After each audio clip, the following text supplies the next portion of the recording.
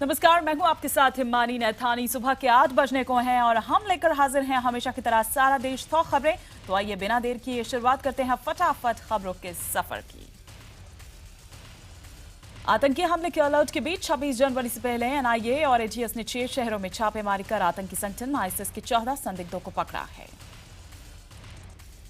NIA ने अब तक 8 आरोपियों को गिरफ्तार किया है। इनमें से दो गिरफ्तारियां मुंबई और हैदराबाद से हुई हैं, जबकि एक आरोपी बेंगलुरु, मैंगलोर, लखनऊ और कुशीनगर से पकड़े गए हैं। मुंबई में एनआईए और एटीएस की संयुक्त टीम ने पेशे से व्यापारी 36 साल के मोहम्मद हुसैन को मझगांव इलाके से गिरफ्तार किया है, जिसे आज कोर्ट में पेश किया जाएगा। इससे पहले मुंबई से ही मुदाफिर शेख नाम के आरोपी को मुंबई इलाके से गिरफ्तार किया गया था। इसी की निशानदेही पर अब तक 6 शहरों में 12 से ज्यादा ठिकानों पर छापेमारी हुई है। यूपी में भी आईएस के 2 संदिग्ध आतंकी पकड़े गए हैं। लखनऊ से मोहम्मद अली नाम के एक शख्स को पकड़ा गया है, जबकि एक संदिग्ध कुशीनगर से गिरफ्तार हुआ है। खुफिया सूत्रों के मुताबिक आतंकी गुट आईएसआईएस भारत में बड़ी साजिश को अंजाम देने की फिराक में है। आईएस से जुड़े करीब 60 आतंकी देश भर में फैले हुए हैं और हरिद्वार, गोवा में हमले की तैयारी में हैं। खुफिया सूत्रों की अगर माने तो सीरिया और इराक भागे इंडियन मुजाहिदीन के आतंकी 2014 से ही आईएस के लिए मुस्लिम युवाओं को भर्ती करने में जुटे हुए हैं। ये भर्तियां कर्नाटक, आंध्र, महाराष्ट्र, यूपी और दिल्ली में की गई हैं। खुफिया जानकारी के मुताबिक गणतंत्र दिवस से पहले आतंकी भारत में बड़ा हमला करने की फिराक में है। सूत्रों के मुताबिक आज 23 जनवरी को 23 जगहों पर आतंकी हमला हो सकता है।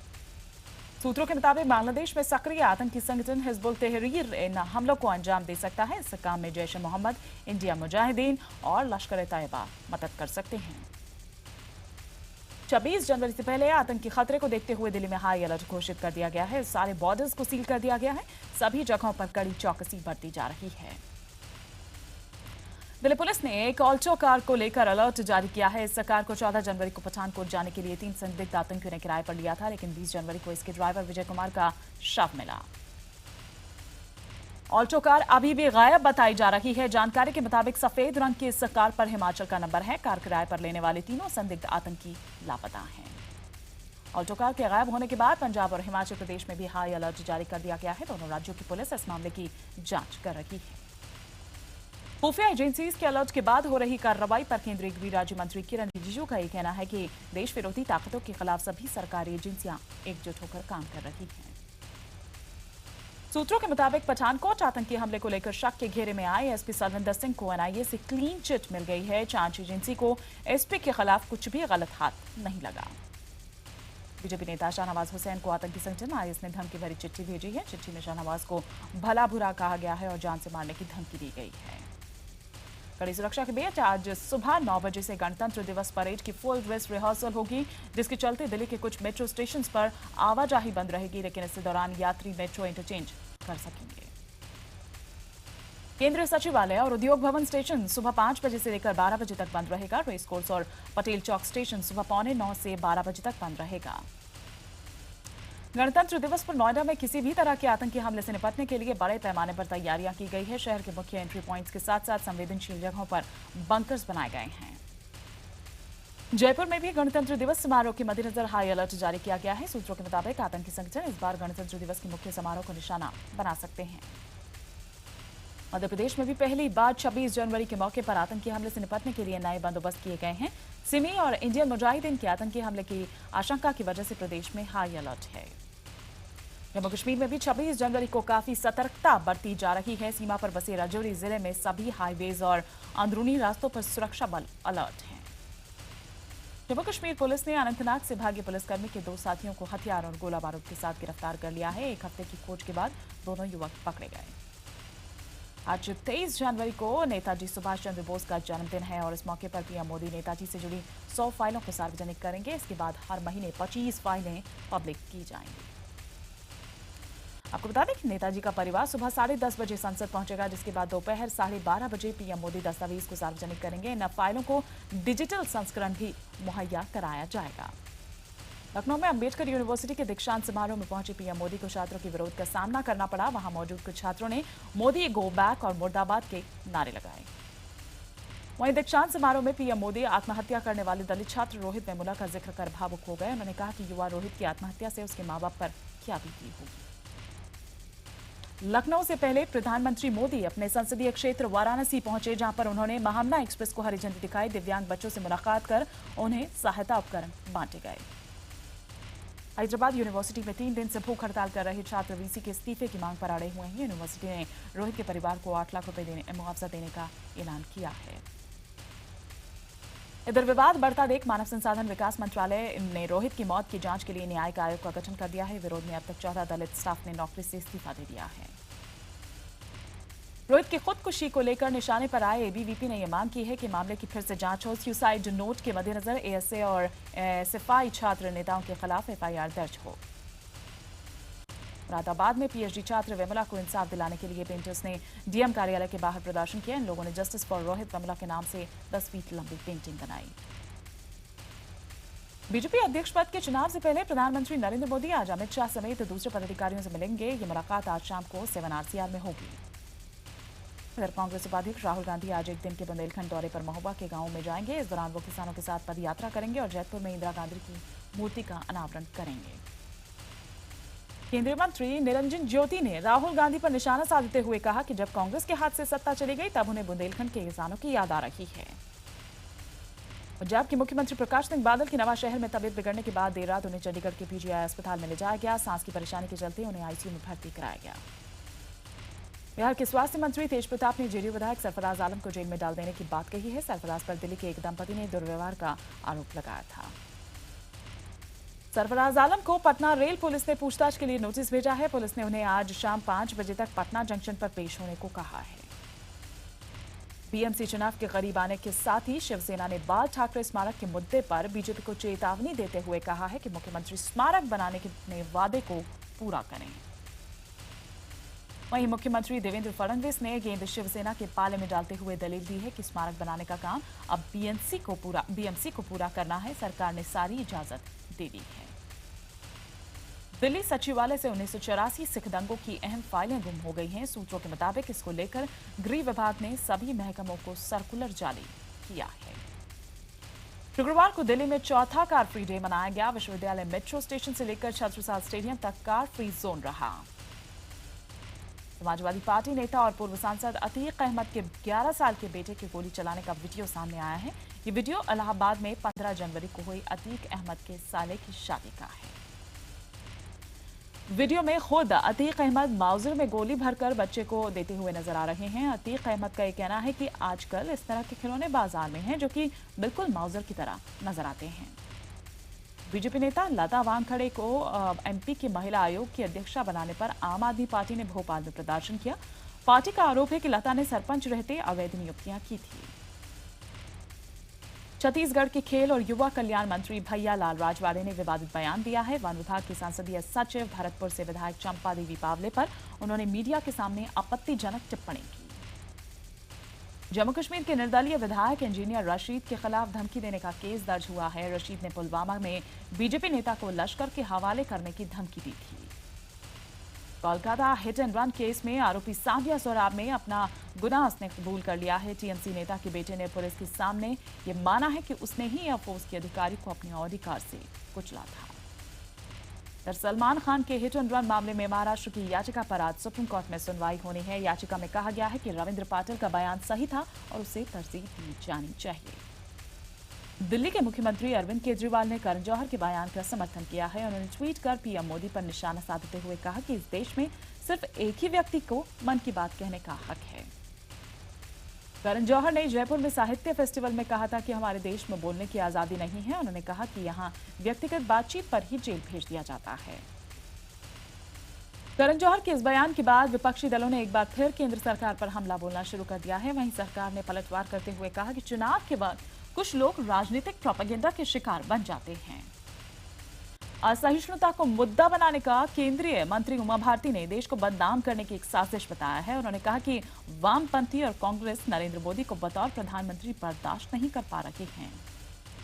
राष्ट्रपति प्रणब मुखर्जी ने राष्ट्रीय वीरता पुरस्कार जीतने वाले 23 बच्चों को सम्मानित किया। समारोह राष्ट्रपति भवन में आयोजित किया गया। महाराष्ट्र के शनि शिंगणापुर मंदिर में महिलाओं के प्रवेश पर पाबंदी के खिलाफ कुछ महिला संगठनों ने ऐलान किया है कि 26 जनवरी को करीब 400 महिलाएं मंदिरों में प्रवेश कर सदियों पुरानी इस परंपरा को तोड़ देंगी।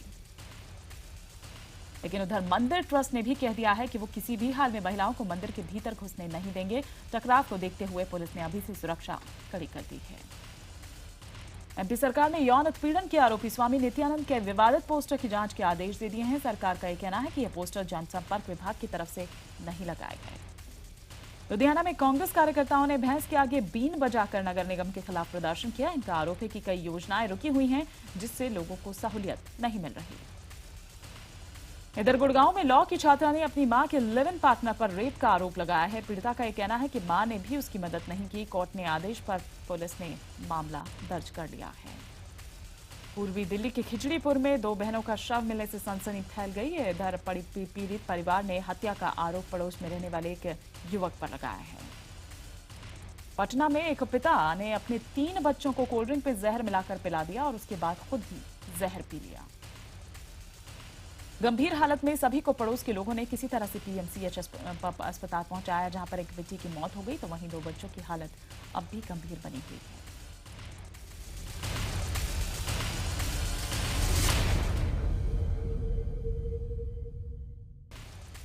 महाराष्ट्र के लातूर में 18 साल की एक छात्रा ने खुदकुशी कर ली। उसने यह कदम सिर्फ इसलिए उठाया कि उसके पिता की आर्थिक हालत ऐसी नहीं थी कि उसके लिए दहेज की व्यवस्था कर सकें।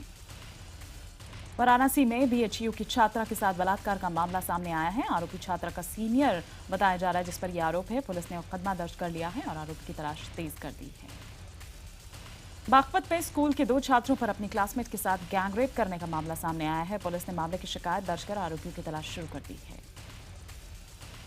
यूपी के गोंडा में एक युवक पड़ोस में रहने वाली नई नवेली दुल्हन से रेप कर फरार हो गया। पुलिस ने आरोपी के खिलाफ रेप का मुकदमा दर्ज कर उसे गिरफ्तार कर लिया है।